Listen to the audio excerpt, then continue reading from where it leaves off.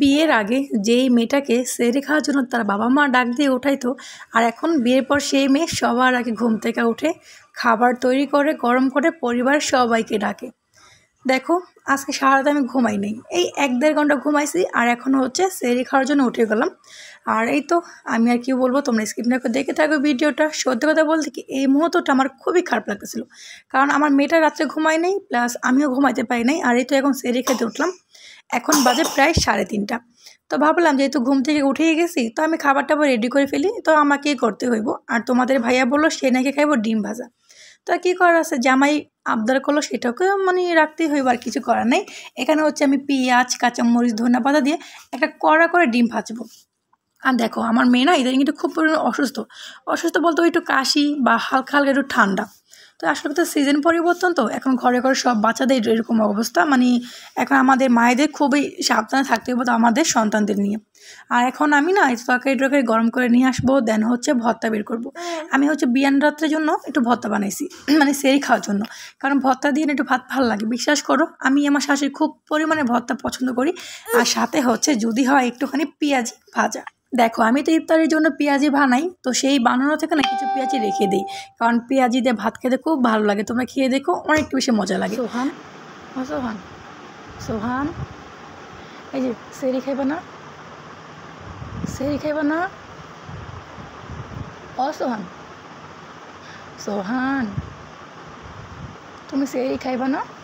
রোজ সকালে ঘুম থেকে উঠে ওর একটাই বায়না বা একটাই মর্জি যে মা তুমি কেন আমাকে সেহরি খেতে ডাক দেওয়া নয়, আমি তো সেহরি খাবো, রোজা রাখবো।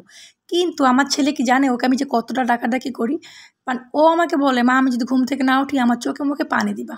মানে এখনও তো বোঝে না রোজা আসলটা কী।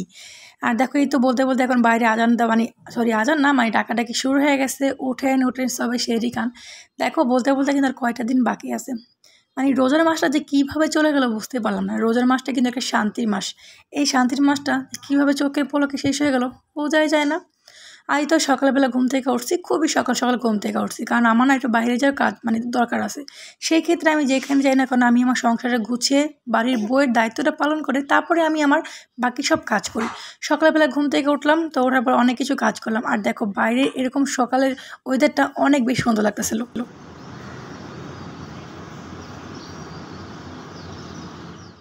ঘুম থেকে হচ্ছে সকালে উঠছি, বাট ওঠার পর অনেক অনেক কাজ করছি, সেটা তোমাদের সাথে শেয়ার করা হয়নি।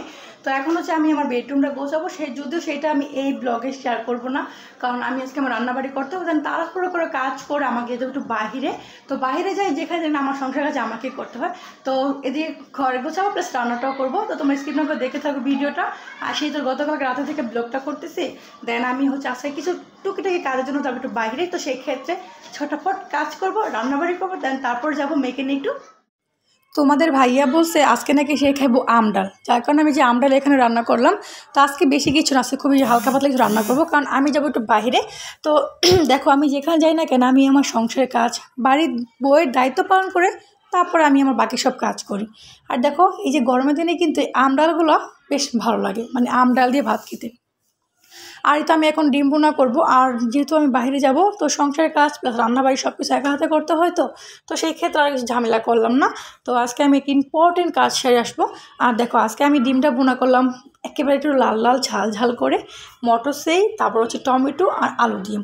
এখানে যা 6-7টা ডিম ভুনা করলাম আমি। ও একটা ডিম গেল কই? হ্যাঁ, 6টি আছে।